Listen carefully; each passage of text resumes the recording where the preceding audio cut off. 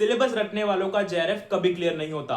Exam देकर आने के बाद हम एक सबसे बड़ी गलती करते हैं। हम सोचते हैं कि जिसने पूरी 13 यूनिट पढ़ी थी सिर्फ उसी का सिलेक्शन होगा, और यही सबसे बड़ा मिथ है जो आपका एक साल बर्बाद कर देगा।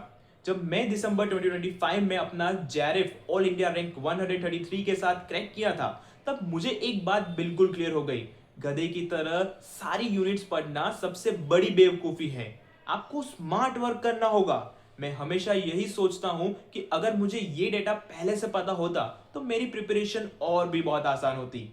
अब मैं ऐसे क्यों बोल रहा हूं, इसका समझाने के लिए आज जो मैंने डेटा कंपाइल किया है वो देखेंगे। वो आपकी आंखें खोल देगा।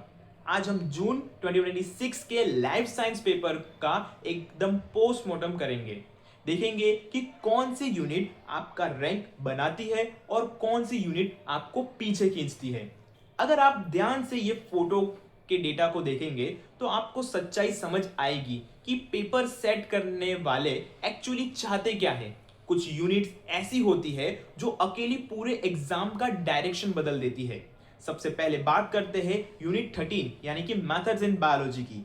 भाई इस यूनिट ने तो कमाल ही कर दिया है। इस अकेले यूनिट से पार्ट सी में सीधे 14 क्वेश्चंस आए हैं और पार्ट बी में 4 क्वेश्चंस आए हैं। इसका अप्रोक्सीमेट टोटल कंट्रीब्यूशन देखो 64 मार्क्स का है। अगर आपका रिसर्च एप्टीट्यूड थोड़ा भी अच्छा है तो ये यूनिट आपको फेल होने ही नहीं देगी। उसके बाद आती है हमारी बाकी की स्ट्रॉन्ग यूनिट्स, जैसे कि unit 1 molecules and there interaction. यहां से पार्ट सी में 9 क्वेश्चंस आए हैं और टोटल वेटेज बनी है 44 मार्क्स की।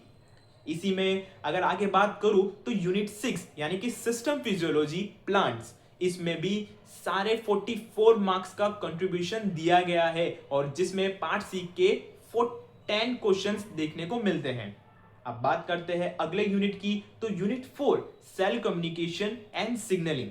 यहां से भी पार्ट सी में 9 क्वेश्चंस आए हैं और टोटल कंट्रीब्यूशन देखने को मिल रहा है 42 मार्क्स का, और ये बहुत ही सॉलिड वेटेज है। सोचो सिर्फ इन 4 यूनिट्स यानी कि यूनिट 13, यूनिट 1, यूनिट 6 और यूनिट 4 को अगर कोई भी मास्टर कर ले तो उसके लगभग 194 मार्क्स बन जाते हैं, और हम पागल होके बाकी छोटी यूनिट्स में टाइम वेस्ट करते रहते हैं। अब आते हैं उन ट्रैप्स पर जो आपको डिस्क्वालीफाई करवा सकते हैं। हमें लगता है कि सिलेबस में लिखा है तो इक्वली इंपॉर्टेंट होगा, पर इस डेटा को ध्यान से देखिए। ये डेटा तो कुछ और ही कहता है। देखो यूनिट 12 यानी कि अप्लाइड बायोलॉजी को, इस बेचारी यूनिट से पार्ट सी में सिर्फ 1 क्वेश्चन और पार्ट बी में 2 क्वेश्चन आए। टोटल वेटेज सिर्फ 8 मार्क्स का। अगर आप इस एक यूनिट के नोट्स बनाने में महीनों निकाल रहे हो तो आप अपना खुद का लॉस कर रहे हो। वही हाल यूनिट 2 यानी सेलुलर ऑर्गेनाइजेशन और यूनिट 5 डेवलपमेंट बायोलॉजी का भी रहा। दोनों से सिर्फ 14 मार्क्स का वेटेज मिला।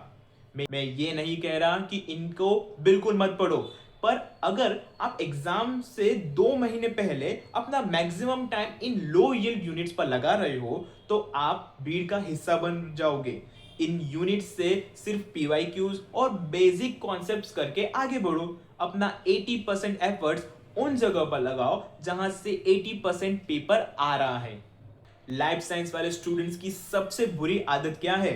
हम मैथ्स देखते ही डर जा देते हैं और पार्ट ए यानी कि जनरल एप्टीट्यूड को कंप्लीटली छोड़ देते हैं।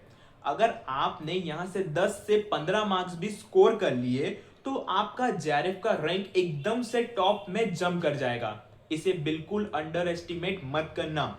उसके अलावा हमारी बाकी जो मिड वेटेज वाली यूनिट्स भी बहुत ही अच्छा सपोर्ट देती है आपके जेआरएफ के क्वालिफिकेशन में। बात करते हैं सबसे पहले यूनिट 7 यानी एनिमल फिजियोलॉजी की, तो यहां से 36 मार्क्स का कंट्रीब्यूशन देखने को मिलता है। वहीं यूनिट 3 यानी कि फंडामेंटल प्रोसेस से 34 मार्क्स का, यूनिट 8 इनहेरिटेंस बायोलॉजी से 32 मार्क्स का और यूनिट 10 इकोलॉजिकल प्रिंसिपल से 30 मार्क्स का कंट्रीब्यूशन देखने को मिलता है आपके पेपर में। ये वो सब्जेक्ट है जो अगर आप थोड़ा ठीक से पढ़ लो तो आपके मार्क्स टेढ़ी हो जाते हैं, पर गेम हमेशा उन हाई वेटेज यूनिट्स पर और पार्ट ए से ही चेंज होगा। तो इस पूरे पेपर एनालिसिस का एक क्लियर टेक अवे क्या है? अपने अगले 6 महीने रैंडमली सारी 14 यूनिट्स पर as per the new syllabus पढ़ने में बर्बाद मत करो। अपनी पूरी एनर्जी हाई स्कोरिंग यूनिट्स और तुम्हारी एक्सपर्टीज किन सब्जेक्ट में है उसमें लगाओ। जैसे कि आपका एमएससी का बैकग्राउंड या बीएससी का बैकग्राउंड किस में था, उन यूनिट्स को लो। जब आपका फोकस सही होगा तो जेआरएफ निकालना एक्चुअली बहुत ज्यादा आसान हो जाएगा। अगर आप भी कंफ्यूज थे कि कहां से शुरू करें, तो नीचे कमेंट्स करके बताओ कि इन हाई वेटेज यूनिट्स में से आपकी सबसे वीक यूनिट कौन सी है।